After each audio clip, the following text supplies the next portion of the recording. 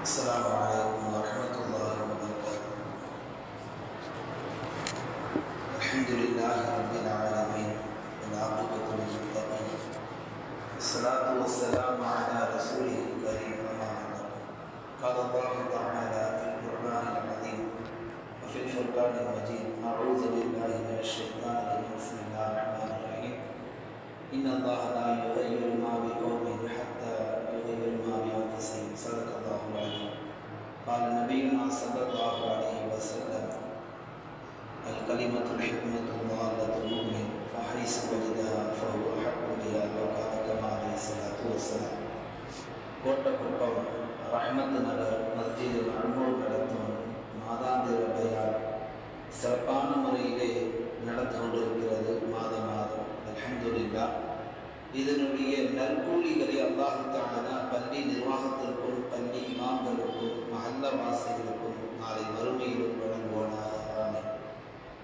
எனக்கு கொடுக்கப்பட்ட தலைப்பு இன்றைய இஸ்லாமிய சமுதாயம் உயர்வதற்கு பெரிதும் உதவுவது உயர்கல்வியே. இந்த தலைப்பு கொடுக்கப்பட்டதற்கு பின்னால் நான் சிந்தித்த ஒரு விஷயம், தலைப்பை இவ்வளோ பெருசா இருக்கு, அப்போ விஷயங்கள் இன்னும் எவ்வளோ பெருசா பேசணும் அப்படின்னு நினைச்சு கிட்டத்தட்ட ஒரு 3 நாட்களுக்கு மேலாக நான் மேனேஜ் செய்து விஷயங்களை நிறைய சேகரித்திருக்கிறேன். நான் கொண்டு வந்த செய்திகளை முழுவதுமாக எடுத்து சொல்ல அல்லாஹ் எனக்கு தௌஃபீக் செய்யட்டும், அமல் செய்ய அல்லாஹ் கொடுக்கும் தௌஃபீக் செய்யட்டும். ஆமீன். கண்ணியத்திற்குரித்தான அல்லாஹ் நல்லடியார்களே, வரவேற்புரை நிகழ்த்திய மௌலானாவும் அதற்கு பின்னால் நல்ல உபதேசங்கள் செய்த பள்ளி இமாம்களும் மஹல்லாவில் அமர்ந்திருக்கக்கூடிய மஹல்லாவாசிகளுக்கு நான் ஆரம்பத்தில் சொல்லிக் கொள்வது ஒன்றே ஒன்றுதான். கஅபத்துல்லாஹ் இருக்கின்றதே, ஆரம்ப காலத்தில் வெறுமனே 4 பேர் தான் அதை தவாஃப் செய்தார்கள். காலப்போக்கில் 2024 இன்றைக்கு நீங்கள் போய் என்ன நினைத்தாலும் உங்களுக்கு டயர்டாயிரும். லட்சக்கணக்கான மக்கள் கஅபாவை தவாஃப் செய்கிறார்கள். அல்ஹம்துலில்லாஹ். எல்லோரும் விஷயம் அறிந்தவர்கள். நாம் விளங்க வேண்டிய விஷயம், கவலை மட்டும் பட்டால் போதும், அதற்கான முடிவுகளை அல்லாஹ் நமக்கு ஏற்படுத்தி தருவார். வந்திருக்கக்கூடியவர்கள் கவலைப்படுங்கள், அவர்கள் அந்த கவலையை அவர்கள் உள்ள அழைச்சிட்டு வந்துடும். அல்லாஹ் அப்படி கவலை செய்யக்கூடிய நற்பாக்கியத்தை நமக்கு வழங்குவானாக. சரி, ஒவ்வொரு சமுதாயமும் நாம் கவனிக்க வேண்டிய விஷயம் இதுதான். ஒவ்வொரு சமுதாயமும் இருண்ட காலத்தை காலங்காலமாக சந்தித்துக் கொண்டு வருகிறது.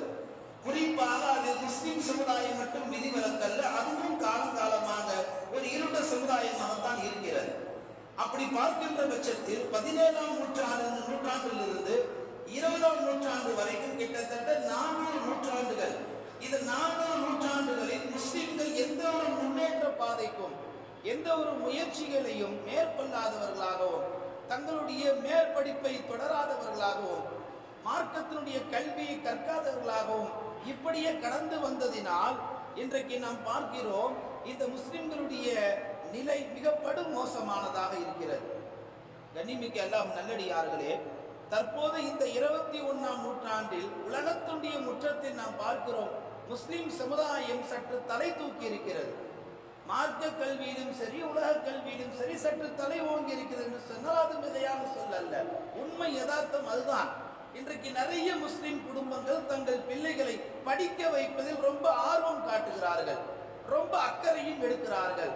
இருந்தாலும் இந்த தலைப்பு இந்த காலத்தில் அவசியமா என்று கேட்டால் கண்டிப்பாக இன்னும் அவசியம் என்பதை இந்த தலைப்பு நம்மை உணர்த்துகிறது.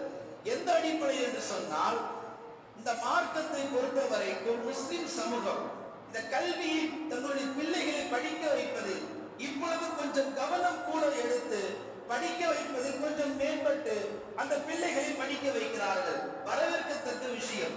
ஆனால் முஸ்லிம் சமூகம் உயர்கல்வியை படிக்க வைக்கக்கூடிய தங்கள் பிள்ளைகளுக்கு அதே போன்று இந்த சமூகத்தில் நம் பிள்ளைகள் உயர்வாக வருவதற்கு இந்த பெற்றோர்கள் இன்றைய இளைஞர்களாகிய வாலிபர்களையும் யுவதிகளையும் எப்படிப்பட்ட பாதையில் அழைத்து செல்கிறார்கள் என்று பார்க்கின்ற பொழுது தவறான பாதையில் தான் அழைத்து செல்கிறார்கள். ஏனென்று சொன்னால், உயர் பட்டதாரிகளையும் உயர் படிப்பு படிக்கக்கூடிய பிள்ளைகளை பெற்றோர்கள் முதலில் உருவாக்க கடமைப்பட்டிருக்கிறார்கள் என்பதை வந்திருக்கக்கூடிய பெரியோர்களும் தாய்மார்களும் தங்களுடைய கவனத்தில் எடுக்க வேண்டும். ஏனென்று சொன்னால், கல்வி அறிவை பெற வேண்டும் என்பதில் இருக்கிற ஒரு முனைப்பு, ஒரு ஆர்வம், நல்ல விஷயம். எப்படிப்பட்ட எப்படிப்பட்ட கல்வியை நாம் பெற வேண்டும் என்பதில் நமக்கு கொஞ்சம் விழிப்புணர்வு தேவை. கல்வியாளர்களை உருவாக்க வேண்டும் என்று இருக்கக்கூடிய அந்த ஒரு துடிப்பு நல்ல விஷயம். எப்படிப்பட்ட கல்வியாளர்களை நாம் உருவாக்க வேண்டும் என்பதில் நமக்கு கொஞ்சம் முற்போக்கு சிந்தனையும் தெளிவான தொலைநோக்கு பார்வையும் நமக்கு இந்த காலகட்டத்தில் அவசியமாக தேவைப்படுகிறது. ஏனென்று சொன்னால், மொத்தத்தில் உயர்கல்வியை பெறக்கூடிய ஒரு நோக்கத்தில் இந்த பயணத்தில் முஸ்லிம்கள் பயணிக்கக்கூடிய இந்த காலகட்டத்தில் தங்களுடைய பிள்ளைகளை எந்த நிலையிலே கொண்டு போனால் அவர்கள் உயர்கல்வியில் நீடிப்பார்கள், மேலே சொன்ன சில காரணங்களை இந்த உம்மத்தை இன்னும் கையாண்டால் எந்த காலத்திலும், நான் தலைப்புக்குள் வருகிறேன், இஸ்லாமிய சமுதாயம் உயர்வு அடைவதற்கு பெரிதும் உதவுவது உயர்கல்வி என்று கொடுத்தார்களே, அது எந்த காலத்திலும் நடக்காது. ஒரு வாலிபன், ஒரு யுவதி சமூகத்திலே நல்ல உயர் அந்தஸ்துக்கு வர வேண்டும் என்று சொன்னால் அந்த வாலிபனையும் அந்த யுவதியும் உருவாக்கக்கூடிய இடம் பல்கலைக்கழகம் அல்ல, பல கல்லூரிகள் அல்ல, அவர்களை பெற்றெடுத்த தாயும் தந்தையும் என்பதை வந்திருக்கக்கூடிய பெற்றோர்கள் தங்களுடைய மனதில் மிக ஆழமாக பதிய வைக்க வேண்டும். கண்ணியமிக்க அல்லாஹ் நல்லடியார்களே, இந்த உலகத்தில் அற்ப விஷயங்களுக்காக நாம் எவ்வளவு துடித்து போகிறோம். விலமதிக்க முடியாத செல்வத்தை அல்லாஹ் நமக்கு குழந்தை செல்வமாக தந்திருக்கிறான். அந்த செல்வங்களை நாம் எப்படி உருவாக்க வேண்டும், அவர்களை எப்படி நாம் இந்த சமூகத்திலே உயர்ந்த அந்தஸ்துக்கு கொண்டு போய் உட்கார வைக்கும் என்பதில் பெற்றோர்கள் தங்கள் பிள்ளைகளை வளர்க்க துவங்கும் பொழுதே அவர்கள் சிந்திக்க கடமைப்பட்டிருக்க வேண்டும். அலி ரலியல்லாஹு அன்ஹு அவர்கள் சொல்லுவார்கள், பிள்ளைகளை வளர்ப்பதில் 3 கட்டங்கள் இருக்கிறது. பெற்றோர்களை கவனமாக கேளுங்கள். இன்றைக்கு இந்த இஸ்லாமிய உம்மத்தில் பிள்ளைகளை, குறிப்பாக வாலிபர்களை பெற்றோர்கள் கண்டிக்க வேண்டிய வயதில் கண்டிக்க தவறியதின் காரணத்தினால் அந்த இஸ்லாமிய பேர் தாங்கிய முஸ்லிம் கஞ்சா போடுகிறான், அந்த இஸ்லாமிய பேர் தாங்கிய முஸ்லிம் மது அருந்துகிறான், அந்த இஸ்லாமிய பேர் தாங்கிய முஸ்லிம் சினிமாவுக்கு பட்டவர்த்தனமாக போய் வருகிறான். சமூகத்தில் அவன் யாரையும் மதிப்பது கிடையாது, பெற்றோர்களை மதிப்பது கிடையாது, எதிர்காலத்தை பற்றி கவலை இல்லை, இன்றைய பொழுது சந்தோஷமாக போனால் போதும் என்று ஒரு வாலிபன் ஒரு மஹல்லாவிலே வளர்கிறான் என்று சொன்னால் அது அவனோடு மட்டும் போவது கிடையாது, அவனை பார்த்து 10 பேரும் கெட்டு போவார்கள். இத உள்ளம் இருக்கிறது. நல்லதை பழக்கப்படுத்தினால் அது நல்லதற்கு அடிமை, தீயதற்கு பழக்கப்படுத்தினால் தீயதற்கு அடிமை. இன்றைக்கு கொஞ்சம் கவனிச்சு பாருங்க, மஹல்லால எத்தனை வாலிபர்கள் முசல்லி தொழுகையாளிகளாக இருக்கிறார்கள். இந்த மஹல்லாவில் எத்தனை வாலிபர்கள் உயர் பட்டதாரிகளாக மேல் படிப்புகளை இன்னும் தொடரக்கூடியவர்களாக இருக்கிறார்கள். நான் சில விஷயங்களை கவலையாக பதிவு செய்கிறேன். நம் சமூகத்தில் நீண்ட காலமாக ஒரு 30-40 ஆண்டு காலமாக தொடர்ந்து நடக்கக்கூடிய தவறு என்ன தெரியுமா? பெற்றோர்கள் இந்த விஷயத்தில் மிக தெளிவாக கவலைப்படுகிறார்கள். பிள்ளைக்கு வயசு 18 ஆயிடுச்சு, 19 ஆயிடுச்சு, 20 ஆயிடுச்சு, பிள்ளைய கல்யாணம் பண்ணி பார்க்கணும், அதனால மாப்பிள்ளை தேடுங்க, கணவர்கிட்ட லைட்டாக போடுறது. அவரும் ஏதோ பெரிய கடமைன்ற மாதிரி, நல்ல கடமை தான், அவர் ஊரா புரோக்கரை போய் பார்த்து ஏதாவது ஒரு மாப்பிள்ளையை கூட்டியாந்து இவர் தான் உங்கள் வீட்டுக்காரு, உனக்கு கல்யாணம் முடிவாயிடுச்சுன்னு சொல்லி ஒரு 18, 19, 20 வயது காலங்களில் படிக்கக்கூடிய மாணவர்களை பள்ளிக்கூடத்திலிருந்து நிப்பாட்டி, அல்லது காலேஜுகளில் படிக்கக்கூடிய பிள்ளைகளை பல்கலைக்கழகத்திலிருந்து நிப்பாட்டி, அந்த ஆண் பிள்ளைகள் பெண் பிள்ளைகள் நிக்கா என்ற ஒரு வலைக்குள்ளே தள்ளி விடுகிறார்கள். நிக்கா அவசியம்தான். எந்த வயசுல தெரியுமா? 25 வயசுல, 20 வயசுல கிடையாது. அரசாங்கம் சொல்லி இருக்கிறது 21 வயசு ஆனால்தான் உங்களுடைய நிக்கா ஜாயிஸ். நீங்க அதற்கு கீழே பண்ண சட்ட விரோதம். சரியான விஷயம்தான், அவர்கள் சொல்ல வருவது நியாயமான விஷயம்தான். சிறு வயதில் உங்கள் பிள்ளைகளுக்கு நீங்கள் திருமணம் முடித்து வைத்தால் எதிர்காலத்திலே நிறைய பிரச்சனைகளுக்கு அவர்கள் ஆளாகுவார்கள். உடல் ரீதியாக, மன ரீதியாக. எத்தனையோ பெண்கள், இஸ்லாமிய பெண்கள் மட்டுமல்ல, பிற சமூகத்தை சேர்ந்த எத்தனையோ பெண்கள் பேட்டிகளில் சொல்லக்கூடிய மிக வெளிப்படையான ஒரு குற்றச்சாட்டு, அவர் என்னிடத்தில் இப்படி நடந்து கொள்கிறார், என்னிடத்தில் இப்படி பழகுகிறார், என்னால் ஏற்றுக்கொள்ள முடியவில்லை, என்னால் தாங்கிக் கொள்ள முடியவில்லை. தன் அந்தரங்க வாழ்க்கையை ஒரு மீடியாவிலே ஒரு பெண் பதிவு செய்கிறார் என்று சொன்னால், படிக்க வேண்டிய வாலிபர்களையும் யுவதிகளையும் பெற்றோர்களாகிய நீங்கள் ஏன் கல்யாணம் என்ற வலைக்குள் கொண்டு போய் தள்ளுகிறீர்கள்? கல்யாணம் பண்ணதான் போறோம், ஏன் அந்த கல்யாணத்தை கொஞ்சம் நல்ல உயர் படிப்பா படிக்க வச்சு நல்ல பட்டதாரிகளா உருவாக்கி அவர்களுக்கு திருமணம் முடிச்சு வைங்க. எத்தனை பத்திரிகைகள்ல பெண் படிச்சிருக்கிறாங்க, மாப்பிள்ளை படிக்காத பத்திரிகை, எத்தனை பத்திரிகை நம்ம பார்வைக்கு வந்திருக்கு. அவங்க பத்திரிகை வச்சுட்டு போயிடுவாங்க. போனதுக்கு பின்னாடி இவங்க வீட்டில் உள்ளவங்க மாப்பிள்ளை முட்டாளா அப்படின்வாங்க ஒரே வார்த்தையில. அங்க மாப்பிள்ளை படிக்கல, பொண்ணு படிச்சிருக்கு. அல்லது மாப்பிள்ளை படிச்சிருந்தா பொண்ணு பள்ளிக்காவா, வேற எதுவும் படிக்கலையா, எப்படி ரெண்டு பேரும் ஒத்துப்போ, இன்னும் கல்யாணமே நடக்கல, இன்னும் நிக்காவே ஆகல, அதுக்குள்ள வீட்டார்கள் புகழ ஆரம்பிச்சுட்டாங்க. அந்த நிக்கா எப்படி பரக்கத்தானதாக இருக்கும்? கண்ணியமிக்கெல்லாம் நல்லடியார்களே, பத்திரிகைகளில் மணமகனும் மணமகளுடைய பெயர் பதிவு செய்வதற்கு முன்னால் பிஏ எம்பி ஏதாவது ஒரு மேல் படிப்பினுடைய அந்த பட்டதாரி அவருடைய டிகிரி அங்க பதிவு செய்வதில் பெற்றோர்கள் ரொம்ப லட்சியமாக இருக்க வேண்டும். முன்பெல்லாம் ஒரு காலத்துல நம்ம வீடுகள்ல ஒரு டாக்டரு, ஒரு வக்கீலு, ஒரு இன்ஜினியரு, மேல் படிப்பு படித்த உயர் பட்டதாரிகள்லாம் இருந்தாங்க. ஒரு 30-40 வருஷத்துக்கு முன்னாடி உள்ள குடும்பத்தில் உள்ள தலைவர்கள் எல்லாம் இப்ப இருக்கிற உங்களுடைய தந்தைமார்கள், இப்ப இருக்கிற இந்த குடும்ப தலைவருடைய தந்தைமார்கள்லாம் உங்களை எப்படி வளர்த்திருப்பாங்க? மாமா டாக்டர், நீ டாக்டருக்கு படி, அண்ணன் பையன் வக்கீல், நீ வக்கீலுக்கு படி, அவர் ஐஏஎஸ் கலெக்டர், நீ அதுக்கு படி. இப்படி குடும்பத்தில் படித்தவர்கள் நிறைய இருந்தார்கள்.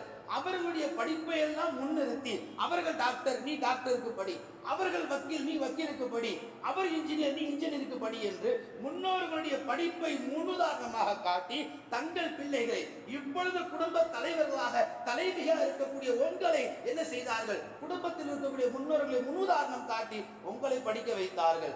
ஆனால் இன்றைய காலத்தில் நாம் யாரையும் அப்படி குடும்பத்தில் காட்டுற மாதிரி ஒருத்தரும் கிடையாது. இன்றைய குடும்பத்தில் யாரையாவது மருத்துவர்னு சொல்ல முடியுமா? சொல்லுவாங்க எங்க பரம்பரை பெரிய பெருசுன்னு. பெரிய பரம்பரை இருந்து என்ன பிரயோஜனம்? அந்த பெரிய பரம்பரை ஒரு மருத்துவர் உங்களால உருவாக்க முடியலையே, அந்த பெரிய பரம்பரையில் உங்களால ஒரு வழக்கறிஞரை உருவாக்க முடியலையே, அந்த பெரிய பரம்பரையில் உங்களால ஒரு மிகப்பெரிய கட்டிடக்கலை தொழில்நுட்பம் தெரிஞ்ச ஒரு இன்ஜினியரை உருவாக்க முடியவில்லையே. காசு பணங்களும் சொத்து சுகங்களும் இருந்து என்ன செய்ய? ஹதரத் சொன்னதை போன்று பணம் இருக்கும் காலத்தில் மதிப்பு, அது போனால் தூக்கி போட்டு மிதிப்பு. ஆட்சி அதிகாரம் இருக்கும் காலத்தில் மதிப்பு, அது போயிடுச்சுன்னா யாரும் மதிக்க மாட்டாங்க. இதுதான் நிதர்சன உண்மை. ஆனால் கல்வி மாத்திரமே, கல்வியை போல் ஒரு செல்வம் இல்லை. அது கற்காமல் போனால் காலமெல்லாம் தொல்லை. இதுதான் உண்மை. கல்வியை யார் உயர்ந்ததாகவும் மிக உயர் நாடியாகவும் அதை பார்க்கிறார்களோ அந்த சமூகம் வரவேற்கும். ஏபிஜே அப்துல் கலாம் மருகும் உங்களுக்கு எல்லோருக்கும் தெரிந்தவர். ஏன்னா அவர் ஒரு ஆள் தான் பட்டதாரி. ஜனாதிபதிகள்ல இஸ்லாமியர்கள்ல விரல் விட்டு என்ற அளவு பட்டியல்ல அப்துல் கலாம் ஐயா அவர்கள். இன்னைக்கு அவர்களை நம்ம முஸ்லீம் சொல்லி சொந்தமும் கொண்டாட முடியல.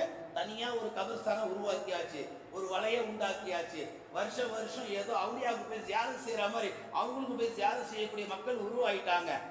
இன்னைக்கு அரசாங்கம் அவங்கள பார்க்க முடியாத அளவுக்கும் நெருங்க முடியாத அளவுக்கும் அவர் எங்க ஆளு சொல்ற அளவுக்கும் இன்னைக்கு உயர்ந்து நிற்கிறார்கள் என்று சொன்னால் அவர்கள் உருவான விதம் கதை எல்லோருக்கும் தெரியும். தன்னை செதுக்கியவர்கள், தங்களுடைய பெற்றோர்கள் அவர்களை செதுக்கி இருக்கிறார்கள். பெற்றோர்கள் தங்கள் பிள்ளைகளை 7 வயது காலத்தில், நான் சொல்ல வந்த செய்தி மறந்துவிட்டேன், ஹஜ்ரத் அலி ரலியல்லாஹு அவர்கள் 3 கட்டங்களை சொன்னார்கள். முதல் கட்டம், ஒரு பெற்றோர்கள் தங்கள் பிள்ளைகளை 1 வயதிலிருந்து 7 வயது வரைக்கும் அவர்களிடத்தில் செல்லமாக வளர்க்க வேண்டும். செல்லம் காட்டணும். மானே தேனே உன்னை போல யாரும் இல்லை, அப்படியெல்லாம் அவர்களிடத்துல பாசத்தை பொழியணும். ஏன்னா அந்த 7 வயசு காலம் என்பது நாம பண்ற பெரிய தப்பு என்னன்னா, கொண்டு போய் எல்கேஜில பிகேஜில யூகேஜில தள்ளிடுறோம். அதுக்கு 1000 கணக்கில் பிடிங்கிறாங்க. இருக்கிற சொத்து பாதி அதிலே போயிருது யூகேஜிலேயே. அப்புறம் மேற்படிப்புக்கு எங்க இருக்கும்? 5 வயது வரைக்கும் உங்கள் பிள்ளைகளுக்கு வீட்டு கல்வியை சொல்லி கொடுங்க. இவர் தாத்தா, இவர் பாட்டி, இவர் கொள்ளு தாத்தா, இவர் கொள்ளு பாட்டி, இவர் இன்னாரு, இவர் இப்படிப்பட்டவர், இவெல்லாம் நம்ம சொந்தங்கள் என்று 5 வயது வரைக்கும் உங்கள் பிள்ளைகளுக்கு வீட்டு கல்வி சொல்லி தருவது கட்டாய அவசியம். வீட்டினுடைய கல்வி சொல்லி தரும் பருவத்தில் உங்கள் பிள்ளைகள் பள்ளிக்கூடங்களில் இருந்தால் எப்படி முஹப்பத்தை அவர்கள் பெற்றுக்கொள்வார்கள், வீட்டினுடைய கல்வியை பெற்றுக்கொள்வார்கள். அலி ரலியல்லாஹு சொல்கிறார்கள், முதல் 7 வயது வரைக்கும் பிள்ளைகளிடத்தில் பாசத்தை காட்டுங்கள்.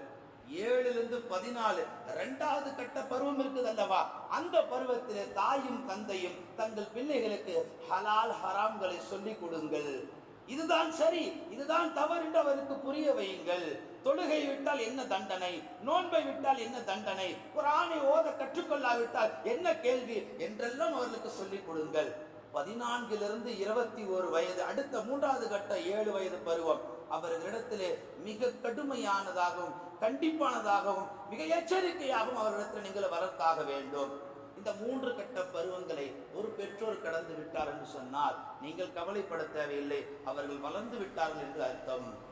3 கட்ட பருவங்களை இன்றைக்கு நம் இஸ்லாமிய பெற்றோர்கள் முதல் கட்டத்திலும் கோட்டை விட்டு விட்டார்கள், 2வது கட்டத்திலும் கோட்டை விட்டு விட்டார்கள், 3வது கட்டத்திலும் கோட்டை விட்டு விட்டார்கள். அவனுக்கு திருமணம் பண்ணி வச்சுட்டு பக்கத்து வீட்டு மாமி கிட்ட போய் என் பையன் என் பேச்சை கேட்க மாட்டேங்கிறான்னு எப்படி கேட்பான்? எப்படி கேட்பான்? கேட்கும் பருவத்தில் சொல்ல வேண்டிய இடத்தில் இருக்கக்கூடிய நீங்கள் சொல்ல தவறி விட்டீர்கள். கேட்கக்கூடாத பருவத்தில் போய் அவனிடத்துல 4 பேருக்கு மத்தியில நீ சொல் பேச்சு கேட்க மாட்டேன்னா அவன் என்ன கேட்பான்? நான் சொல்ல வரக்கூடிய செய்தி, உங்கள் பிள்ளைகளை நீங்கள் படிக்க வைக்க துவங்கும் காலகட்டத்திலேயே, அவர்கள் 7ஆவதோ 10ஆவதோ படிக்கும் அந்த பருவத்திலேயே நீ டாக்டராக உருவாக வேண்டும், தினமும் சொல்லுங்கள். நீ வக்கீலாக உருவாக வேண்டும், தினமும் சொல்லுங்கள். நீ ஒரு இன்ஜினியராக உருவாக வேண்டும், தினமும் சொல்லுங்கள். நீ டாக்டராக, வக்கீலாக, இன்ஜினியராக உருவாகினால் உனக்கு உன் குடும்பத்திற்கு மட்டுமல்ல, நீ சிறந்த டாக்டராக வந்தால் இந்த சமூகத்துக்கே பலன் உண்டாகும் என்ற நல்ல போதனைகளை உங்கள் பிள்ளைகளுக்கு உணவு தரும் பொழுது நல்ல உணர்வுகளையும் தந்து விடுங்கள். இப்படி உங்கள் பிள்ளைகள் படிக்கும் பருவத்தில் எதிர்காலத்தில் நீ உருவாக வேண்டும் என்று அந்த உருவாக்கத்துடைய கவலையை உங்கள் பிள்ளைகள் மனதில் நீங்கள் விதையாக விதைத்து விட்டால், அந்த பிள்ளைகள் படிக்கும் காலத்திலேயே நான் ஒரு டாக்டராகத்தான் வருவேன், இது எங்கள் தாயினுடைய கனவு. கண்ணியமிக்க அல்லாஹ் நல்லடியார்களே, அப்படி நம் குடும்பத்தில் யாரையும் கை காட்டி மாமா அப்படி இருக்கிறாரு, அத்தை பொண்ணு இப்படி இருக்கிறாங்க, அவங்க இப்படி படிச்சிருக்கிறாங்க, யாரையும் கை காட்டி சொல்ற நிலைமையில இன்றைய குடும்பத்துல யாருமே கிடையாது. ஒரு பெரிய தவறு என்ன நடக்குதுன்னா, இந்த சமூகத்துல ஒரு குடும்பத்துல 4 ஆம்பளை பிள்ளைங்க இருக்கிறாங்க, 4 பேருமே நல்ல பரக்கத்தா இருக்கிறாங்க. எப்படி? ஒரு மளிகை கடை, ஒரு சைக்கிள் கடை, ஒரு ஏதாவது 2 வீலருடைய பார்ட்ஸ் கடை, ஏதாவது ஒரு துணி கடை, 4 பேரும் பரக்கத்தா இருக்கிறாங்க. ஆனா படிப்பு என்ன இருக்கு? ஒண்ணுமே கிடையாது.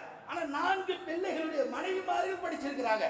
ஆனா வாழ்க்கையில நிம்மதி இல்லை, அண்டர்ஸ்டாண்டிங் இல்லை, ஒரே சண்டை. அங்க பிரச்சனை வரும் பொழுது படிக்காத முண்டம் தானே, ஏன் நீ படிச்சிருந்த அந்த சண்டை வந்திருக்குமா? அதுலயும் நிறைய பேர் ரொம்ப விவரமானவங்க, பத்திரிக்கை பார்த்த உடனே 2ம் படிச்சிருக்கு, எப்படி ஒத்து போகும் தெரியல. உனக்கு எல்லாம் எவன் சொல்றான்? இல்லை எவன் சொல்றான்? ஒன்றும் புரியலையே. உள்ளங்களை இணைத்து வைப்பது அல்லாஹ். அங்க ஒட்டலன்னு அல்லாவே பிரிச்சிருவான். நீ ஒரு பத்திரிகையை பார்த்துட்டு 2 படிச்சிருக்கு, 2 டிகிரி, எப்படி ஒத்து போவோம்? நீ எந்த ஆய்வை வச்சு சொல்ற? இவ்வளவு ஆய்வு செய்யற நீ 5ஆம் கிளாஸ் கூட தாண்டி இருக்க மாட்டான்.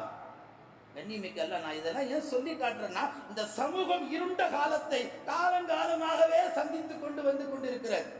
இஸ்லாமிய மார்க்க கல்வி, இஸ்லாமிய உலக கல்வி, இந்த 2 முஸ்லிம்களுக்கு 2 கண்களை போன்று. ஒரு கல்வி மார்க்க கல்விக்கு என்றால், ஒரு கண் இந்த துனியாவுடைய கல்விக்கு.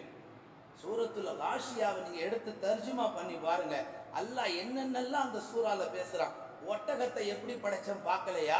வானத்தை எப்படி படைச்சேன்னு பார்க்கலையா? பூமி எப்படி படைச்சேன்னு பார்க்கலையா?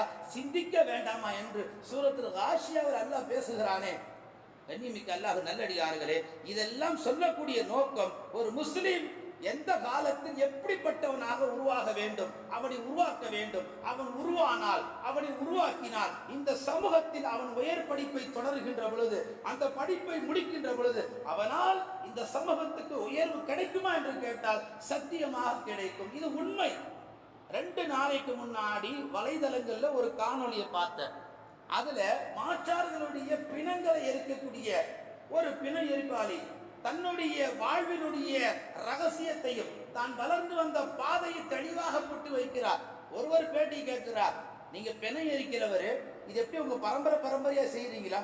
ஆமா, எங்க பரம்பரையா செஞ்சுட்டு வர்றோம். அப்படி இருக்கும் பட்சத்துல நீங்க எப்படி டாக்டர் பட்டம் வாங்கினீங்க? அதுவும் சைட்ல போட்டிருக்கிறான். ஒரு பிணை எரிக்கக்கூடியவர் பிணம் எரிக்கும் காலங்களில் எப்படி அவர் மருத்துவம் படித்து மருத்துவ டாக்டராக உருவாயிருப்பார்? அப்ப அவர் கேட்கிறார், நீங்க எப்படி படிச்சீங்க? அப்ப அவர் சொல்றார், எனக்கு பெருசா வெளிச்சம்லாம் ஒண்ணு இல்லை. அதற்கு சொன்னது போல தெரு விளக்கில் படிச்சவர்கள் தான் முந்தைய காலத்தில் நிறைய பேர்.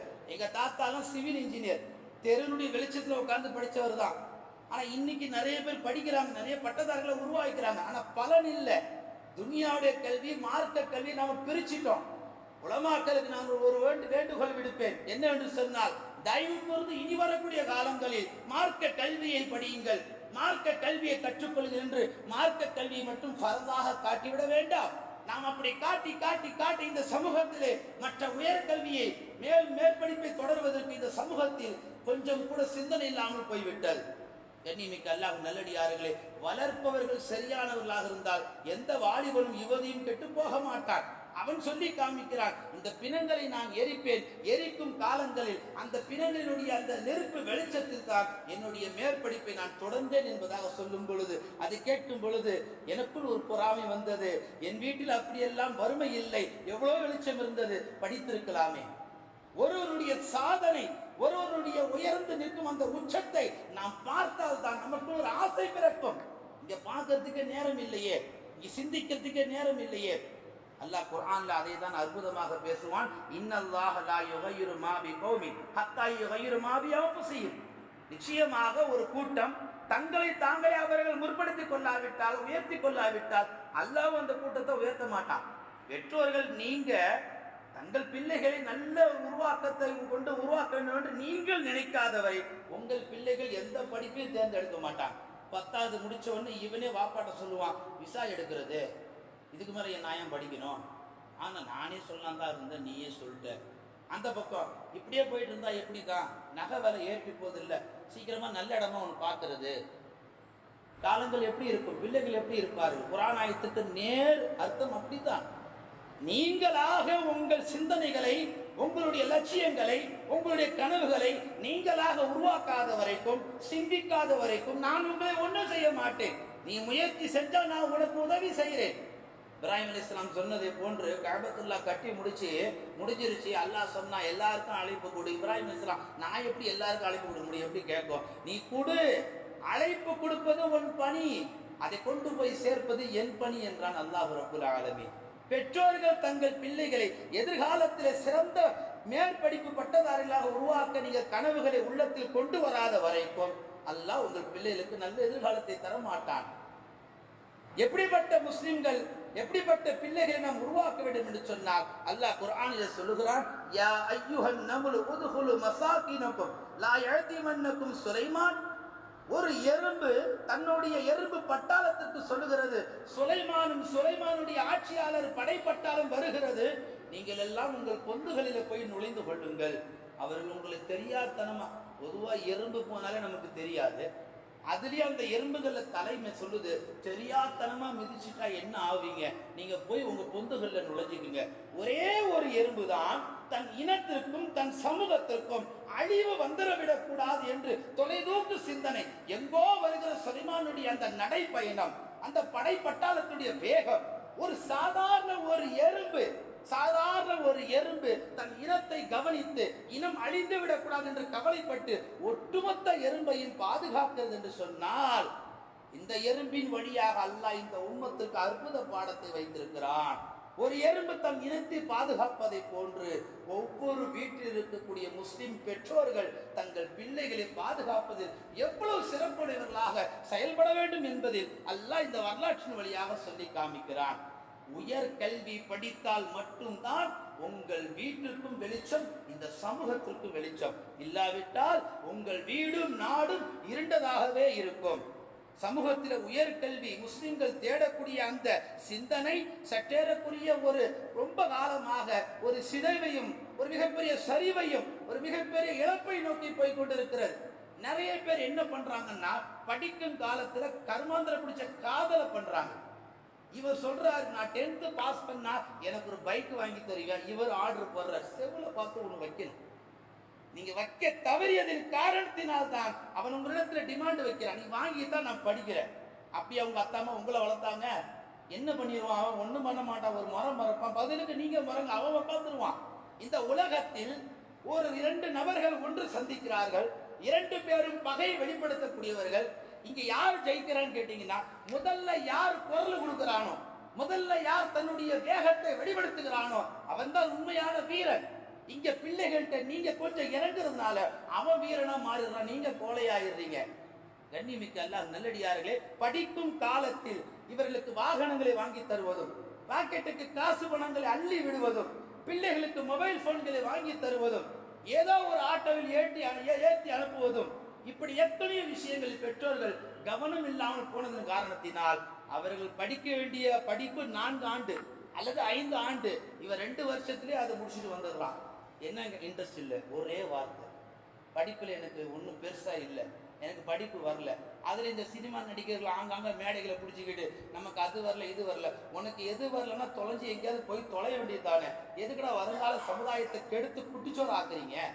இன்னைக்கு எத்தனையோ நட்சத்திரங்கள், அவர்களை பார்த்து நம் இஸ்லாமிய வாலிபர்கள், ஏன் அவர் ஸ்டார் ஆகலையா, இவர் இப்படி ஆகலையா, அவன் ஆவரன்னா அவன் தகத்தில் அதற்கு ஆகி தொலைஞ்சிட்டான், அதை ஏன் நீ பார்க்கிற? அவன் ஆவரன்னா அது அவனுடைய தகுதியில், அதற்காக அவனை கொண்டு நாம் வர வேண்டுமா? ஒரு மாணவன் சொல்லுகிறான், நிதர்சனமான உண்மை என்னிடத்துல பதிவு செய்கிறான். அவர் மிகப்பெரிய செல்வந்தர், அதுல எனக்கு படிக்கிறதுல இன்ட்ரெஸ்ட் இல்லை. ஏன்பா அப்படின்னு கேட்டேன். சொசைட்டிக்கு அதெல்லாம் தேவையில்லை. அது ஏன்பா அப்படி இவ்வளவு விரக்தியா சொல்றேன்? அதுல சொசைட்டில என்ன படிப்பு தேவை? கொஞ்சம் அறிவு இருந்தா போதும், கொஞ்சம் நாலேஜ் இருந்தா போதும், இந்த மக்களை சமாளிச்சிடலாம்.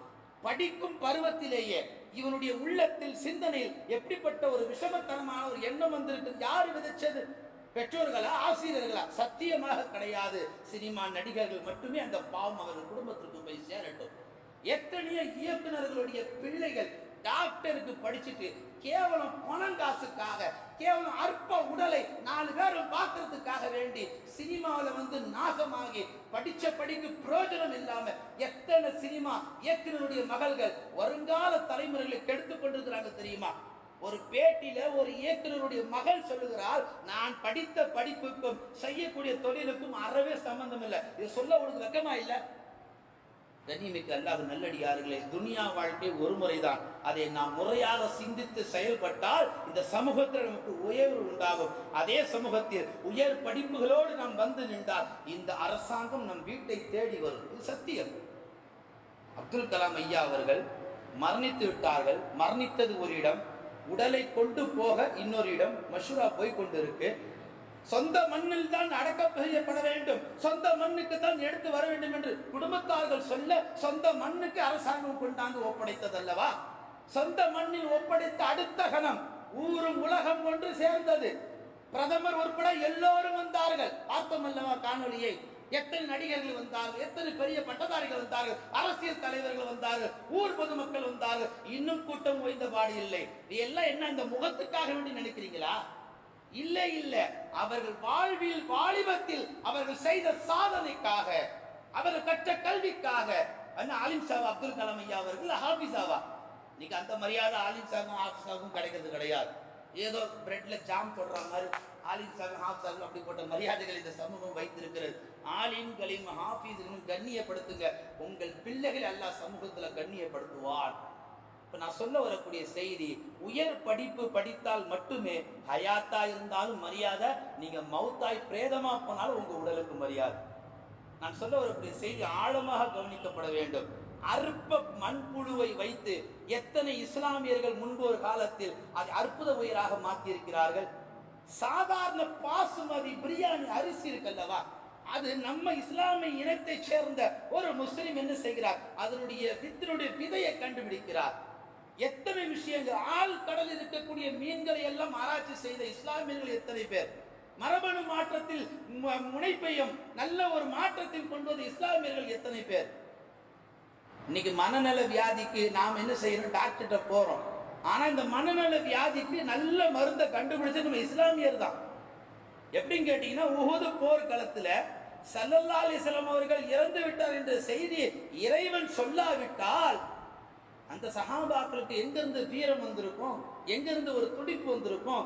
கொஞ்சமா இருந்த கவலையை 2 மடங்கு அல்லாஹ் உயர்த்துறான்னு கேட்டாங்கன்னா, அந்த வரலாறிலிருந்து நம் முன்னோர்கள் ஒரு அற்புத வழியை தோண்டுகிறார்கள்.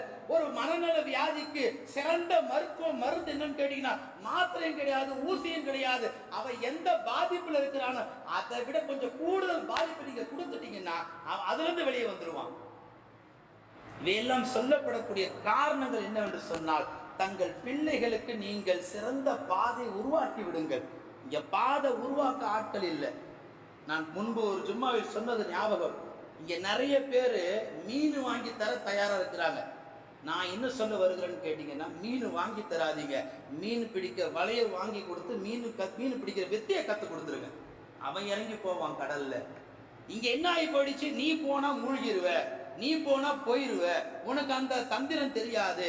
அது எங்களுக்கு தான் தெரியும் சொல்லி அந்த தொழிலில் உள்ள வராத அளவுக்கு இங்கு மீன்கள் மட்டுமே வாங்கி தரப்படுகிறது. மீன்கள் வாங்கி தருவதல்ல, அதை வலை வாங்கி அதை பிடிக்கும் உண்டான வித்தையை கற்றுக் கொடுங்கள். உங்கள் பிள்ளைகள் முட்டாள்கள் அல்ல.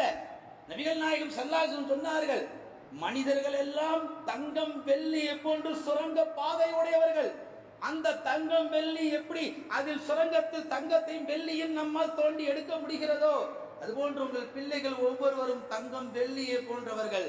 எந்த பையனுடைய மூளை எவ்வளவு ஷார்ப்பு, எந்த பையன் எப்படிப்பட்டவனாக உருவாகுவான் உங்கள் யாருக்கும் தெரியாது. அந்த பாதையில கொண்டு போய் நீங்கள் நிப்பாட்டுங்கள். நல்ல உணவை தாருங்கள், நல்ல சிந்தனைகளை தாருங்கள், உறவு முறை பாசத்தை சொல்லி தாருங்கள். எல்லாவற்றுக்கும் மேல் ஒரு படி தக்வாவை தந்து விடுங்கள். அவன் 5 ஆண்டில் மருத்துவராக வருவான், 4 ஆண்டில் மிகப்பெரிய இன்ஜினியராக வருவான். இது எதுவுமே தரல. நீங்க கொடுக்குற ஃபுட் ஐட்டமும் ஹார்மோன்ஸ் இருக்கிற மாதிரி தான் கொடுக்குறோம். ஒரே சிக்கன், வாரம் முழுக்க சிக்கன். KFCல போய் உட்காந்துக்கிறது, வீட்டுக்கு சாப்பாடுக்கே வர்றதில்ல, கட்டணம் வாங்கி சாப்பிட்றது. ஒரே பீஸா, பர்கர், மேல்நாட்டினுடைய உணவுகள். இப்படி உணவு வகைகளிலும் சிந்தனை வகைகளிலும் இவன் மாறுபட்டு இருப்பதினால்தான் இவன் தாயும் தகப்பனும் சிரமப்பட்டு படிக்க வைக்கக்கூடிய அந்த சிரமங்கள் இவனுக்கு தெரிவது கிடையாது. ஒரு காலத்தில் நல்லவர்கள் எப்படி உருவானார்கள்? அன்னைக்கெல்லாம் இந்த நவீனம் இருந்ததா? இல்லை. பெற்றோர்கள் தங்கள் பிள்ளைகளை நல்ல கவலைகளை தந்தார்கள். படிடா, உன்னை நம்பிதான் அந்த குடும்பம் இருக்கு. அதை சொல்லி சொல்லி அந்த பிள்ளைகளை உருவாக்கினார்கள், உருவானார்கள். இன்னைக்கு சொத்துக்கள் இருந்தாலும், நல்ல மதிப்புகள் இருந்தாலும், எல்லா வசதி வாய்ப்புகள் இருந்தாலும் அவன் படிக்க மாட்டேங்கிறானே. ஏன்? அவன் செல்போன்ல மூழ்கி இருக்கிறான். இவன் காலேஜுக்கு போகும்போதே காதுல 2 மாட்டிக்கிறானே. அது ஒரு பாட்டு, தப்பா எடுத்துக்காதீங்க, அது ஒரு பாட்டு. அங்கிருந்து காலேஜ் முடிஞ்சு வரும் பொழுது போடுறா போடுறா போடுறா போடுறா, அது ஒரு பாட்டு. இப்படி சினிமா பாடங்களோடு படிக்க போவதும், சினிமா பாடங்களோடு பாடம் முடித்து வரும் பொழுது கேட்டுக்கொண்டு வருவதிலும் ஒரு மாணவன் எப்படி முனைப்போடு தன் கனவை லட்சியத்தை நோக்கி பயணிப்பான்? கண்ணிமிக்க அல்லாஹ் நல்லடியார்களே, இவையெல்லாம் சிந்திக்க கடமைப்பட்டிருக்கக்கூடிய பெற்றோர்கள் தங்கள் பிள்ளைகளை உருவாக்குவதில் மிகச் சிறந்தவர்களாக வர வேண்டும். இன்னும் சொல்ல போனால், கல்வியின் மூலம் இந்த சமூகம் உயர் அந்தஸ்தை பெறுமா என்று கேட்டால் கண்டிப்பாக, கட்டாயமாக உயர் கல்வியின் மூலம்தான் இந்த சமூகம் நல்ல கண்ணியத்தை பெறும். ஏனென்று சொன்னால், எத்தனையோ சஹாபா பெருமக்கள் ஸல்லல்லாஹு அலைஹி வஸல்லம் கூட இருந்தார்கள். ஆனால் புகாரியை திறந்து பார்த்தீங்கன்னா அதிகமான ரிவாயத்து அன்னை ஆயிஷா ரலியல்லாஹு அன்ஹா, ஹஜ்ரத் அபூ ஹுரைரா, இவங்க 2 பேரும் அதிகமாக இடம்பெறிக்க காரணம் என்ன? அன்னை ஆயிஷா ரலியல்லாஹு அன்ஹா ஒரு முறை துறந்து போய்விட்டார்கள். ஊர் அவதூறு பேசியது, கணவர் பேசவில்லையே. அல்லாஹ் வஹி இறக்கின்ற வரைக்கும் நபிகள் நாயகம் அமைதியாக இருந்தார்களே, அந்த ஒரு காரணம் போதும் பஞ்சாயத்தில் என் மனைவியை தலாக்கு சொல்வதற்கு. 2 நாளைக்கு முன்னாடி ஒரு மாநிலத்துல ஒரு இஸ்லாமிய கணவரும் மனைவியும் இவன் ஒரேடியா முத்தலாக்குன்ட்டான். ஷரியத்துல ஒரு மண்ணும் இல்லை இவங்கிட்ட. ஷரியத்து பொது விளக்க கூட்டம் வச்சாலும் வந்து கலந்துக்கிறது கிடையாது.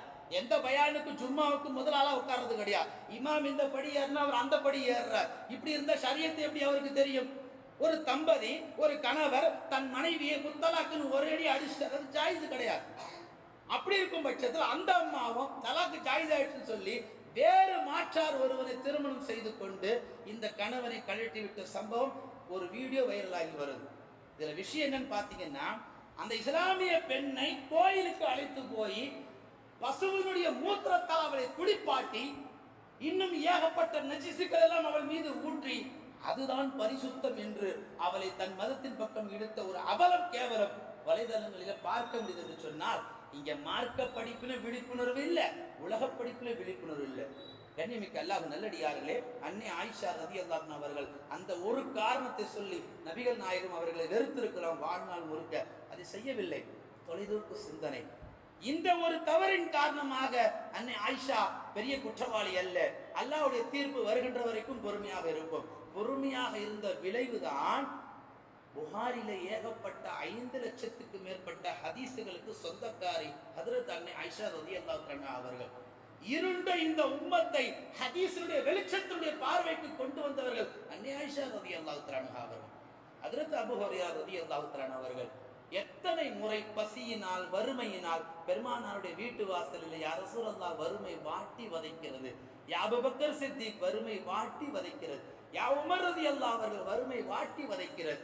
சமயங்களில் லொஹருடைய நேரங்களிலே அபூ ஹுரைரா அவர்கள் குர்ஆனுடைய ஒரு வசனத்தை எடுத்துக்கொண்டு போய் அபூபக்கருடைய காலகட்டத்தில் லொஹருடைய சபையினுடைய அந்த நேரத்தில் பொதுவாக சாப்பாடு டைம்ல யாராவது வீட்டுக்கு வந்துட்டாங்கன்னா சாப்பிட்டு போங்கன்னு அடம் பிடிப்போம். அது இப்பெல்லாம் ஃபார்மாலிட்டிக்கு சொல்லப்படுது. யாராவது பத்திரிக்கை எடுத்துட்டு வந்துட்டாங்க, காஃபி தண்ணி தான் குடிக்கிறது, அவங்களுக்கு ரொம்படியாக உட்கார வைக்கிறது இல்லை, சும்மா ஒரு பேருக்கு தான். அதுக்காண்டி எல்லா வீட்லையும் குடிச்சா என்னத்துக்கு ஆகுறது, குடிக்க வைக்கிறதும் கிடையாது. அப்போ அபூ ஹுரைரா அவர்கள் சாப்பாடு நேரத்தில் போய் நாம இந்த ஆயத்தை ஓதி கேட்குற மாதிரி கேட்போம், சாப்பாடு ரெடியாக இருக்கும், சாப்பிட்டு போங்கன்னு அப்படின்னு எப்படியாவது சொல்லுவாங்கல்ல, அந்த கேப்பில் சாப்பிட்றலாம். அப்படி ஒரு எண்ணம் அபூ ஹுரைராவுக்கு. இங்கே நாம் கவனிக்க வேண்டிய விஷயம், ஒரு வேளை சாப்பாட்டுக்கு கூட வழி இல்லாமல் வறுமையில் வாழ்ந்தவர்கள் அபூபக்கர் ஆயத்தை ஓதி காமிச்சிட்டு அஸ்ஸலாமு அலைக்கும். உமர் ரலியல்லாஹு இடத்துல போனாங்க, இந்த ஆயத்தை ஓதி காமிட்டாங்க. அபூபக்கர் எந்த ஸ்டைலில் ஓதி காமிச்சாங்களோ அதே ஸ்டைல் அவங்களும் ஓதி காமிச்சு அதே ஸ்டைலில் அஸ்ஸலாமு அலைக்கும்ட்டாங்க. தூரத்திலிருந்து பார்த்த நபிகள் நாயகம் ஸல்லல்லாஹு அலைஹி வஸல்லம் அவர்கள் அன்னை அபூ ஹுரைரா ஹஜ்ரத் அபூ ஹுரைரா அவர்களை அழைத்து, நீ ரொம்ப கஷ்டப்படுற, நீ ரொம்ப வறுமையில் இருக்கிற, இன்னைக்கு நம்ம பெற்றோர்கள் தானே பண்றாங்க. இவன் பொதுவாக எல்கேஜி போர்ஷனே ரொம்ப மலை மாதிரி இருக்கு, எப்படியாவது படிக்க வைக்கிறது பெற்றோருடைய கடமை. இங்கே 10th போர்ஷன் எப்படி இருக்கும் யோசிச்சு பாருங்க, கடுமையாக தானே இருக்கும். அதுல இப்போ நீட்டு வேற போச்சு, எவ்வளோ கடுமையாக இருக்கும். இப்போ அந்த பிள்ளை அதை படிக்கும் பொழுது கொஞ்சம் கஷ்டப்பட்டு தான் ஆகணும். இங்கே அத்தை அம்மாவுக்கு தான் பிடிக்காத பிள்ளைங்க கஷ்டப்பட்டா, எதுல கஷ்டப்பட்டா பிடிக்கணும் பிடிக்காதுன்னு இன்னும் பெற்றோருக்கே தெரியல. அவன் படிக்கிறதுல ரொம்ப கஷ்டப்படுறான். இவர் தூரத்துல இருந்து நாட்டாம மாதிரி பார்த்துட்டு கிட்ட போய், இவ்வளவு சிரமம் இருக்காடா இதுல, கூட தெரியாம சேர்த்துட்டா, எப்பா நீ நாளிலிருந்து காலேஜுக்கே போவாதரா, அப்பா இதுதான் நான் ரொம்ப எதிர்பார்த்தேன். அவன் ஓடுறான் வேலைக்கு, அவனுக்கு பிடிச்ச வேலைக்கு. படிப்புல சிரமம் இருக்குந்தான், வாழ்க்கையில சிரமம் இருக்குந்தான், அதெல்லாம் தாண்டி வருவதுதான் சாதனை. அபூ ஹுரைரா அவர்களை பெருமானார் அந்த வறுமை மட்டும் காரணம் காட்டி, அபூ ஹுரைரா நீங்க சாப்பாட்டுக்கு கஷ்டப்படுறீங்க, நீங்க இஸ்லாத்துல இவ்வளவு சிரமப்படுறீங்க, நீங்க பேசாம நல்ல வேலையா பார்த்துட்டு போங்க சொல்லியிருக்கலாம் இல்ல, சொல்லல. ரசூலுல்லாஹ் தொலைநோக்கு சிந்தனை. பிற்காலத்தில் இந்த அபூ ஹுரைராவின் மூலமாக எத்தனையோ ஹதீசுகள் இந்த உம்மத்திற்கு கிடைக்க இருக்கிறது. எனவே ஹஜ்ரத் அபூ ஹுரைராவோட வறுமையை பெருமானார் ஸல்லல்லாஹு அலைஹி வஸல்லம் அவர்கள் பெரியதாக காட்டாமல் மாறுதட்டி அவர்களை ஆறுதல் சொல்லி அனுப்பி வைத்தார்கள். அதனுடைய விளைவுதான் ஆயிஷா ரலியல்லாஹு அபூ ஹுரைரா இந்த உம்மத்திற்கு ஏகப்பட்ட ஹதீசுகள் நமக்கு தந்திருக்கிறார்கள். நான் சொல்ல வரக்கூடிய செய்தி, மார்க்க கல்வியோ உலக கல்வியோ கஷ்டப்பட்டு படிச்சாதான் இஸ்லாமிய மார்க்கத்தில் நமக்கு கண்ணியம் உயர்வு, துன்யாவுடைய பார்வையில் கண்ணிய உயர்வு. என்று சொன்னால் அதில் சொன்னதை போன்று ஹஜ்ரத் ஆதம் அலைஹிஸ்ஸலாம் அவர்களுக்கு அல்லாஹ் எல்லா வஸ்துக்களுடைய பேரை கற்றுத்தந்தான். மலக்குகளை கூப்பிட்டான், சஜிதா செய்யினா, மலக்குகளும் எதுவும் பேசல, சஜிதா செஞ்சுட்டு போயிட்டாங்க. இங்க அல்லாஹ் பாடம் விவரிக்கிறான், ஆதம் மண்ணால படைச்சேன், மலக்க ஒளியால படைச்சேன், ஒளிதான் சிறந்தது, இருந்தாலும் உயர்வான படைப்பு வானவர்கள் ஒரு சாதாரணமான தாழ்த்தப்பட்ட மண்ணிலிருந்து உருவாக்கப்பட்ட ஹஜ்ரத் ஆதமுக்கு ஏன் சஜிதா செய்ய சொன்ன தெரியுமா? மனிதனை நான் படைக்கின்ற பொழுது அவனோடு நான் சேர்த்து கல்வியும் கற்றுக் கொடுத்து விட்டேன், அந்த கல்வியின் காரணமாகத்தான் நான் மலக்குகளுக்கு சஜிதா செய்ய வைத்தேன். சஜிதா என்பது எனக்கு மட்டும் சொந்தமானது. இருந்தாலும் இந்த உம்மத்து, இந்த உலகம் கல்வியிலே வளர வேண்டும், கல்வியிலே முன்னேற்றம் அடைய வேண்டும், கல்வியை கொண்டு உயர வேண்டும் என்று அன்றைக்கு அல்லாஹ் ஆதமை படைக்கும் பொழுது தீர்மானமாக தீர்மானித்து விட்டான். கல்வி எந்த இடத்தில் இருக்கிறதோ அந்த இடத்தில் உயர்வும் மரியாதையும் அல்லாஹ் தந்து விடுகிறான். குர்ஆன்ல அல்லாஹ் நிறைய இடங்கள்ல பேசுவான். தன்னை பேசக்கூடிய அல்லாஹ், தன் மலக்குகளை பேசக்கூடிய அல்லாஹ், அந்த மலக்குகளோடு சேர்த்து கல்வி கற்றோடு அல்லாஹ் பேசுவான். கண்ணியமிக்க அல்லாஹ் நல்லடியார்களே, இவ்வளவு பெரிய சிறப்பும் இவ்வளவு பெரிய அந்தஸ்தும் இந்த உம்மத்துக்கு கிடைக்க அல்லாஹ் தந்திருக்கிறார். அது இந்த உம்மத்து அடைந்திருக்கிறதா? பொதுவா இஸ்லாமிய மார்க்கத்துல கல்வியை கற்கக்கூடிய அந்த காலத்தில் நாம் அதை 2 வகையாக பார்க்கணும். உதாரணத்துக்கு மார்க்க கல்வி, உலக கல்வி 2 வகை இருக்கு. மக்தபு வரைக்கும் நீங்க போய் நின்றுட்டீங்கன்னா உங்களுக்கு மக்தப் கல்வி மட்டும்தான் இருக்கும், மார்க்கத்துல எந்த கல்வி உங்களுக்கு தெரியாது. 10, 12ஓடு நின்றுட்டீங்கன்னா அந்த நாலேஜ் மட்டும்தான் இருக்கும், உயர்கல்வி நாலேஜ் எது இருக்காது. நல்ல விவரிச்சு பாருங்க. நீங்க மக்தபோடு நின்றுட்டீங்கன்னா நீங்க தொழக்கூடிய காலங்கள் துவங்குகின்ற பொழுது, அமல் செய்யக்கூடிய காலங்கள் துவங்குகின்ற பொழுது உங்களுக்கு தடுங்கங்களும் தடுமாற்றங்களும் உண்டாகும். தொழுகையில ஒரு மனிதர் தொழுது கொண்டு இருக்கிறார், அவருக்கு கெட்ட எண்ணங்கள் வருகிறது. ஷரியத்துடைய சட்டம் என்ன தெரியுமா? இடது பக்கம் அஊது பில்லாஹி மினஷ் ஷைத்தானிர் ரஜீம் என்று சொல்லி 3 முறை இலகுவாக லேசாக துப்பணும். இந்த ஸ்டைலை இவர் பண்ணும் பொழுது பக்கத்தில் நிற்கிறவருக்கு புரியணும், இவருக்கு தொழிகளை ஏதோ கெட்ட கனவு வந்திருக்கு, கெட்ட எண்ணம் வந்திருக்கு, அதுல இருந்து தப்பிக்க அஊது பில்லாஹ் ஓதி இருக்கிறாரு, 3 முறை துப்பி இருக்கிறாரு, இது ஷரியத்து தான் அப்படின்னு பக்கத்தில் இருக்கிறவருக்கு புரியணுங்க. அது புரியலன்னு வச்சுங்க, தொழுது முடிச்ச உடனே சண்டை தான். நீ எப்படி என் மேல துப்பலாம்? இங்க நாம கவனிக்க வேண்டிய விஷயம், மக்தபுகளோடு நின்றுட்டா இந்த ஷரியத்தை நம்மளால பெற முடியாது. மதரசாக்களுக்கு போய் ஓத வேண்டும். யாருக்கு எந்த கல்வியில ஆர்வம் அந்த கல்வியில சேர்த்துடுகின்ற பொழுது அது வாழ்வியலாக மாறும் பொழுது எந்த தடங்களும் வராது. இங்க நாம் மக்தபோட நிப்பாட்டுறதுனாலதான் வாழ்வியல நிறைய தடுங்கள் நமக்கு உருவாகுது. அங்க 10-12ஓட நின்றுட்டோம் கேட்டா, இல்ல 5-4ஓட நின்றுட்டோம் கேட்டா, ஒரு பேங்க்ல போய் 1 மணி நேரமா நிக்கணும். இதுதான் உண்மை, இதுதான் உண்மை. நான் வெளிப்படையாகவே பேசுகிறேன். நான் 4வது வரைக்கும் தான் நான் படித்தேன். அதுக்கு மேலே எனக்கு படிக்க இன்ட்ரெஸ்ட் இல்லை, விருப்பமும் இல்லை. அல்லாஹ் ரசூல் சொல்வதை போன்று அல்லாஹ் யாருக்கு நாட்டம் தருகிறானோ அவர்களை கல்வியாளர்களாக உருவாக்குறான். என் நாட்டம் எல்லாம் மார்க்க கல்வி தான். 4வதோட நானே போய் எங்க வாப்பா மாட்டேன், நான் மதரசால போய் ஓதுறேன்னு சொல்லி இதே ரப்பானியாலாவை இஃப்து, அதாவது அலிஃப்து ஓத போனேன். அங்கேயே அலிஃபிதை முடிச்சு, அல்லம்துதை முடிச்சு, ஹிஃபதை முடிச்சு, ஆலிம் முடிச்சு, இன்னைக்கு இதே ஊர்ல ஒரு பள்ளிவாசல் இமாமத்தில் இருக்கிறேன்னா கஷ்டப்படாமலாம் இல்லை, கஷ்டப்பட்டு தான். நாம் எதுல கஷ்டப்படுறோமோ அதுல அல்லாஹ் நமக்கு உயர்வை தருகிறான். இன்னைக்கு அஜத்து சொன்னது போல பணமும் பதவியும் பறிபோனா ஒரு நாய் கூட மதிக்காது. ஆனா கல்வி இருந்தால் நீங்கள் வருகின்ற பொழுது ரோட்டு நாயா இருந்தாலும் ஒலகி நிற்கும். வர்றது டாக்டர் கலெக்டர் எல்லாம் ஊசி போட்டுருவாரு, இல்லை கொண்டு போய் உள்ள செயல போட்டுருவாரு, நாய் கூட விலகி நிற்கும். கல்வி இருந்தால் இந்த சமூகம் உங்களை மதிக்கும். கல்வி இல்லாவிட்டால் இந்த சமூகம் உங்களை தூக்கி குப்பையில போட்டுவிடும். குறிப்பாக பள்ளி வாசல்களில் பணியாற்றக்கூடிய பிலால்மார்கள், முஅத்தின்களுக்கு மார்க்க கல்வி அவசியம். என்னுடைய இமாமத்து காலங்களில் ஒரு முறை வெள்ளிக்கிழமை சுபுக்கு எனக்கு உடல்நிலை சரியில்லாமல் போய்விட்டது. கடுமையான ஜுரம், மயக்கம். 2ஐயும் கடந்து பொறுப்பை உணர்ந்து முஸல்லாவில் போய் நிற்பதற்கு முன்னால் மனம் சம்மதிக்கிறது, உடல் ஏற்றுக்கொள்ளவில்லை. திரும்பி பார்க்கிறேன், யாராவது இருப்பார்களா தொழ வைக்க? ஒருவரும் இல்லை. முஅத்தினை உத்து பார்க்கிறேன், என்னால் மனம் வரவில்லை ஒப்படைக்க. தொழுகையில தவறு ஏற்பட்டால் ஒட்டுமொத்தவுடைய பாவங்கள் தொலைவைப்பெரு மீது இறங்கிவிடும். இன்னைக்கு ஹஜரத் இல்லைன்னு சொன்னா ஒரு மகரிபு வக்து கூட தொலை வைக்க முஅத்தின்களுக்கு அந்த அறிவாற்றல், அந்த ஷரியத், அந்த மார்க்க கல்வி இல்லாவிட்டால் அவரை எதற்கு வேலையில் வைக்க வேண்டும்? நான் யாரையும் குறை சொல்லவில்லை. தகுதியும் தகாதாரமும் அந்தஸ்தும் கல்வி இருந்த தாராளமாக வையுங்கள். ரசூல் ஸல்லல்லாஹு அலைஹி வஸல்லம் சொன்னார், அஞ்சிலு மனாலின்னார், அதாவது மக்கள் யார் யார் எந்தெந்த அந்தஸ்தில் இருக்கிறார்களோ அவர்களை அந்தந்த அந்தஸ்தில் வைத்து கண்ணியப்படுத்துங்கள். வயக்காட்டில் இருக்கிறோம், கொண்டாந்து பள்ளிவாசல வச்சா அது எப்படி இருக்கும்? தவறாக எடுத்துக்கொள்ள வேண்டாம். மாடு மேய்ப்பவர்களை கொண்டாந்து பள்ளியில் வச்சால் பள்ளி எப்படி இருக்கும்? கண்ணியமிக்க அல்லாஹ் நல்லடியார்கள், யாரும் குறை சொல்வதற்கு அல்ல. தகுதி உடையவர்களை தகுதியுடைய இடத்தில் வைக்க தவறிவிட்டால் நமக்கு தடங்கல்களும் பிரச்சனைகளும் வரும், நமக்கு நிம்மதி என்பது இல்லாமல் போய்விடும். எனவே மார்க்க கல்வி கற்பதில் முஅத்தின்மார்கள் ரொம்ப முனைப்போடு இருக்கணும். ஒரு பாங்கு சொல்ல தெரிஞ்சா நீங்க முஅத்தின் ஆயிட முடியாது. இமாம் அவருக்கு ஓது. இதனாலே நிறைய இமாம்கள் தமிழ்நாட்டில் பார்த்தீங்கன்னா முஅத்தின்களுக்கு ஷரியத் இல்லாத காரணத்தினாலே மகரிபு இஷா டைம்ல சுண்டல்கள் சாப்பிட மாட்டாங்க. காத்து பிதிர மாதிரி எந்த உணவும் இமாம்கள் எடுத்துக்க மாட்டாங்க. நாங்க என்ன நினைக்கிறோம், அஜர்த்து அவருக்கு பசியில ஏப்ப வரும், நல்ல தின்ட்டு வந்து ஏப்ப வரும் அப்படின்னு மக்கள் நினைச்சிருப்பாங்க. அது பசி ஏப்பம். ஆனா காரணம் என்னன்னு கேட்டீங்கன்னா, தொழுகையில் ஏதாவது காற்று பிரிந்து விட்டால், இப்ப தொழுகையை முடிச்சுட்டு எனக்கு காற்று பிரிஞ்சுன்னு சொன்னா ஜமாத்துல 10 பேரும் போய் ஒளி செஞ்சுட்டு வாங்கன்னு சொன்னா பிரச்சனை இல்லை. இங்க 10 பேர்ல 10 பேர் ஒரு குணம் கிடையாது, ஆளுக்கு ஒரு குணத்துல இருக்கிறாங்கல்ல. அப்ப அந்த இமாம் எப்படி அதுல இருந்து வெளியே வந்து அந்த தொழுகையை எப்படி தொடரணும், அதற்கு ஷரியத்து சில விளக்கங்கள் சொல்லுது. அந்த விளக்கங்களும் முஅத்தினுக்கு தெரியுமா? எத்தனை இமாம்கள், இமாம் ஷாஃபி இமாம்களை போன்று, ஹனஃபி இமாம்களை போன்று அவர்களெல்லாம் காலங்காலமாக ஒரு ஒதுவை செய்தால் 40 ஆண்டு காலமாக, ஒரு ஒதுவை இரவில் செய்தால் ஃபஜ்ர் வரைக்கும் அந்த ஒழுவை எப்படி பாதுகாத்தார்களோ, இன்றைக்கு இமாம்கள் முஅத்தின்களுடைய நிலைப்பாட்டை கவனித்து தொழுகையில ஃபசாது வராத அளவுக்கு தங்களுடைய வாழ்வாதாரத்தினுடைய சாப்பிட வேண்டிய உணவுகள் சாப்பிட வேண்டிய நேரத்தில் சாப்பிடாமல் தங்களுடைய இமாமத்தில் தியாகங்கள் செய்து கொண்டிருக்கிறார்கள். இதையெல்லாம் நாம் நுட்பமாக கவனிக்க வேண்டும். கண்ணிமிக்க அல்லாஹ் நல்லடியார்களே, ஸல்லல்லாஹு அலைஹி வஸல்லம் பார்த்து அல்லாஹ் குர்ஆன்ல சொல்வான், வகுல் ரப்பி ஜித்னி இல்மன். என்ன அர்த்தம் தெரியுமா? இறைவா எனக்கு கல்வி ஞானத்தை அதிகப்படுத்து. இந்த ஆயத்து 2 விளக்கங்களை தரும்.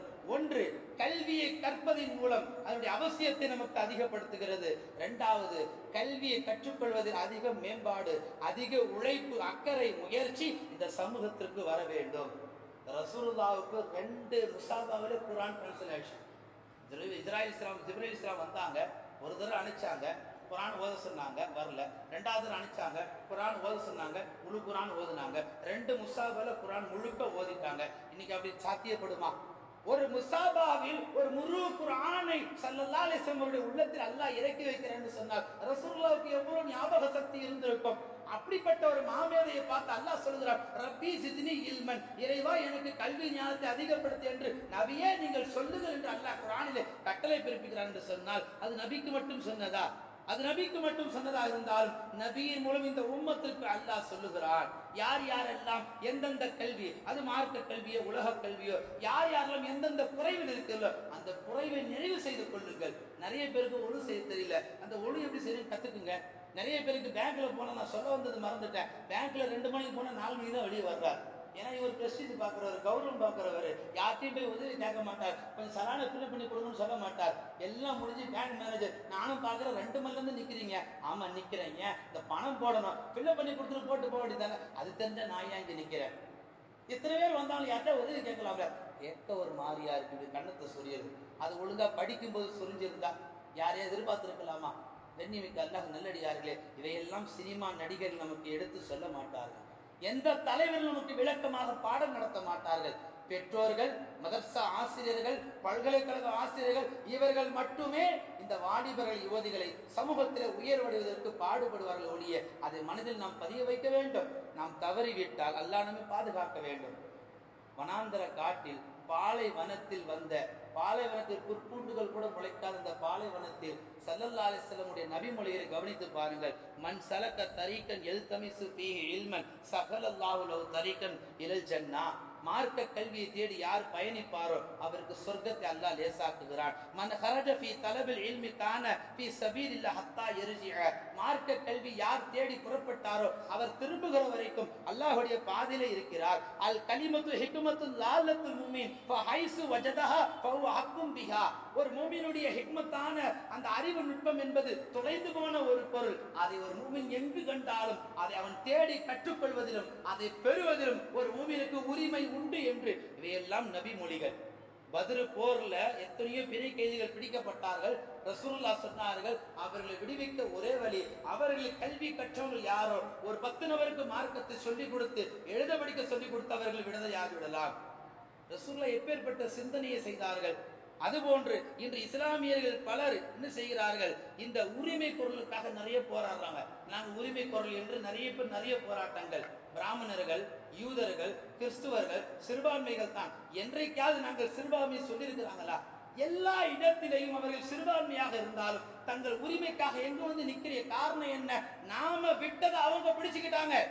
400 ஆண்டு காலமாக இருண்ட வருண்ட காலத்தில் நாம் கடந்து விட்டோம். அதையெல்லாம் மாற்றார்கள் பிடித்துக் கொண்டு இன்னைக்கு உயர் கல்வியில மேல நிற்கிறாங்க. கண்ணிமிக்க அல்லாஹ் நல்லடியார்களே, உலகத்தில் எத்தனையோ பேர் இதை நாம் பார்க்க முடியும். குர்ஆனையும் குர்ஆனில் உள்ள அந்த ஹதீஸ்களுடைய விஷயங்களையும் இன்றைக்கு நாம் கைவிட்டதன் காரணத்தினால் தான் இந்த இஸ்லாமிய சமூகத்தினர்கள் இருட்டில போய் கொண்டிருக்கிறார்கள். அதே போன்று கல்வி விஷயத்தில் அல்லாஹ் என்ன சொல்லுகிறான் தெரியுமா? குர்ஆன்ல நீங்க பாத்தீங்கன்னா இனத்தால், மொழியால், நிறத்தால் யாரு வேற்று எல்லாம் ஒண்ணுதான். ஆனா கல்வியின் வருகின்ற பொழுது அல்லாஹ் பேசுவான், கற்றவர்களும் கற்காதவர்களும் சமமாவார்களா? கல்வியில மட்டும் அல்லாஹ் அந்த விதி விலக்க வச்சிருக்கிறான். கற்றவர்களும் கற்காதவர்களும் சமம் ஆக மாட்டார்கள். இதையெல்லாம் நாம் விளங்கிக் கொள்ள வேண்டும். அரசாங்கம் 3.2 விழுக்காடு கொடுத்தாலும் 3.5 விழுக்காடு கொடுத்தாலும் அதை பூர்த்தி செய்யற இடத்துல முஸ்லிம்கள் நாம இருக்கிறோமா? 45% மட்டுமே நாம் கல்வியில உயர்ந்திருக்கிறோம். மீதி உள்ள 65% யார் பூர்த்தி செய்யறது? நாம் இதை விளங்கிட்டோம் சொன்னா ஒரு ஹாஸ்பிட்டல்ல யாரும் எதிர்பார்க்க தேவையில்ல. அத்தை பையன், அத்தை பொண்ணு டாக்டரா இருக்கிறாவ பார்த்துப்பா.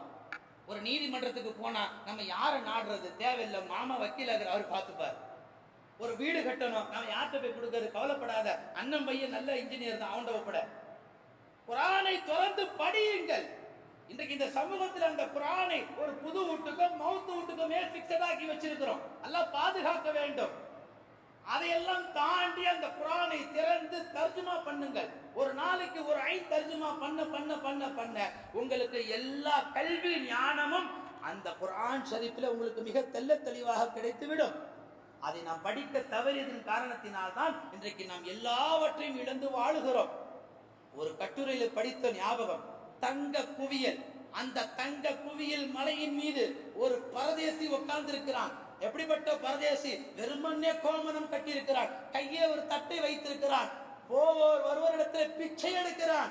எல்லோரும் சொன்னார்கள், அடவடி கட்ட முட்டாளே, நீ உட்கார்ந்து இருப்பது தங்க குவியலடா, கொஞ்சம் குனிஞ்சு பாரடா, நீ எடுத்து 4 பேருக்கு தரலாமே என்று போவோரும் வருவோரும் புத்திமதி சொல்கின்ற அளவுக்கு இன்றைக்கு நாம் அப்படித்தான் உட்கார்ந்து கொண்டிருக்கிறோம். தங்க குவியல் அல்லாஹ் நமக்கு தந்திருக்கிறான். அதை தினந்தோறும் தர்ஜுமா பண்ணாலே நமக்கு மிக தெல்ல தெளிவா புரிஞ்சிடும். இந்த உம்மத்துல இந்த இஸ்லாமியர்கள் இதையெல்லாம் தொடுவதிலும் படிப்பதிலும் ரொம்ப கவனக்குறைவாக இருக்கிறார்கள். குர்ஆனை நீங்கள் தினமும் தொடர்ந்து படிக்கின்ற பொழுது அந்த குர்ஆன் உங்களுக்கு அறிவியலை சொல்லித்தரும், மருத்துவத்தை சொல்லித்தரும், எல்லா கட்டிட கணிநுட்ப விஷயங்களை உங்களுக்கு சொல்லித்தரும். கோட்டகுப்பத்தில் ஜமீத்னர்ல ஒரு கோட்டை இருக்குல்ல, யாரெல்லாம் போய் பார்த்தீங்க தெரியல. அந்த கோட்டையை கட்டின ஒரு கிறிஸ்துவர் சொல்றா, நான் அவரிடத்துல கேட்டேன், இந்த கோட்டையை இப்படி வளைச்சு கட்டிக்கிறீங்களே, எப்படி உங்களுக்கு ஐடியா வந்துச்சு? அவர் சொன்னார், உங்க குர்ஆன் ஷரீஃப்ல இருந்து கட்டுதுதான் என்று சொன்னார். கேட்க எவ்வளவு அற்புதமாக இருக்கிறது.